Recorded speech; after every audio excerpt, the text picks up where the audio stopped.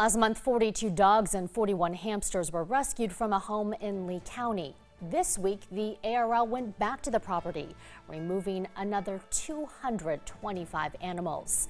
The ARL says many of the animals have serious medical concerns. They were living in cramped and dirty conditions, some without food and water. They are now all in the care of the Animal Rescue League. Here to tell us more about this rescue effort and how the animals are doing this afternoon is Joe Strafford, the ARL Director of Animal Services. Joe, thanks for joining us. Just talking about the sheer volume, the sheer number of animals, it's hard to wrap your mind around how long something like that could take, 225 animals.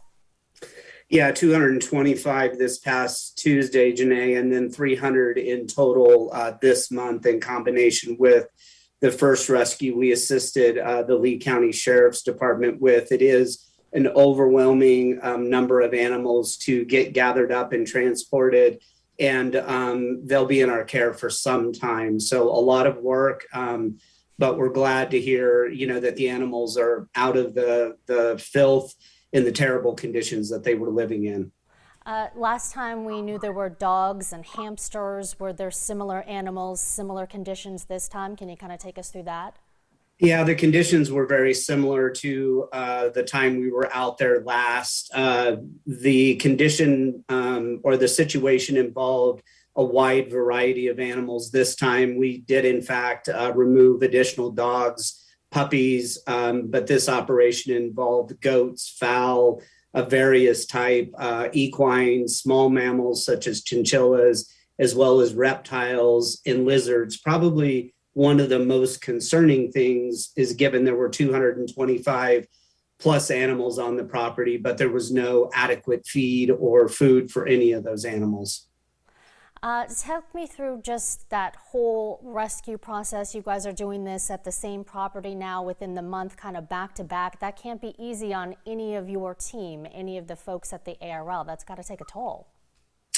Yeah, it does take a toll. And, I've been doing this work, and most of my colleagues have been doing this work for a very long time. But every one of these situations is challenging. But, working with our partners in law enforcement, in this case, the Lee County Sheriff's Department, which has done an outstanding job handling this case, and also, the veterinarian professionals, makes it tolerable. And of course, our goal is just to get these animals out of the situation and then go down the long road of rehabilitating all of them.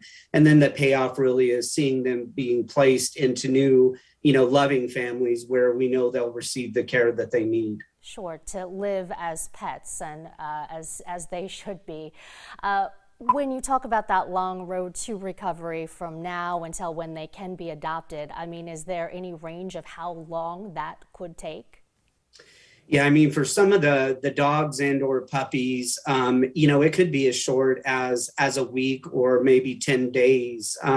For some of the barn animals and some of the small mammals, we could be talking, a month or longer, and each individual animal is given the care that it needs medically, behaviorally, because of the generous support, of our donors. We really try not to rush, that process. So each individual animal is assessed and given everything, it needs to be happy and healthy, before finding its new home. Some of the video we're looking at now, one of the things most folks don't realize is animals in these conditions have, some serious dental health problems, and that takes a lot of expertise and a lot of time to correct. Or some of the younger puppies will want them to be in foster to make sure that they learn how to be dogs. And also they just need some time, to grow up and get vaccinated and ensure that they're healthy. So, we could start seeing some of them available, hopefully in the next week to 10 days. Some of them are likely to be with us months. So this is what you do. You at the ARL, there's so many people who are the ultimate pet lovers, the ultimate pet advocates.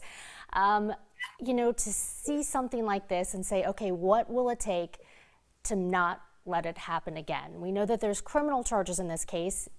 Are the charges enough? I have to ask, right? Yeah, I don't know. I've been in law enforcement my entire life since I was 17. I believe that enforcement in this case is is necessary. And I applaud the efforts of the sheriff in Lee County for everything that him and his department has done. But ultimately, my perspective on this matter after over 20 something years in animal welfare is, just letting people know, that there's help out there. I mean, if people need food, if they need assistance, I would much rather them come to us and work with us to try and improve the conditions for the animals, before this level of suffering takes place. That's kind of one component.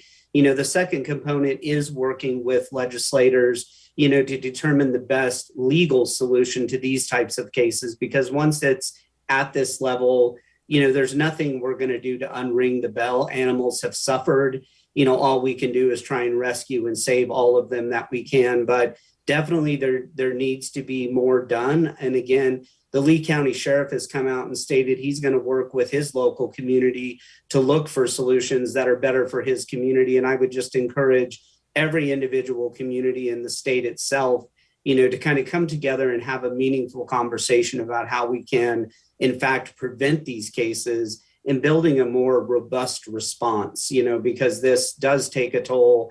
And while we do everything we possibly can do, and if we get a call tomorrow, we're going to be back out there or somewhere else tomorrow. But preventing these cases is where I really think we need to spend our time.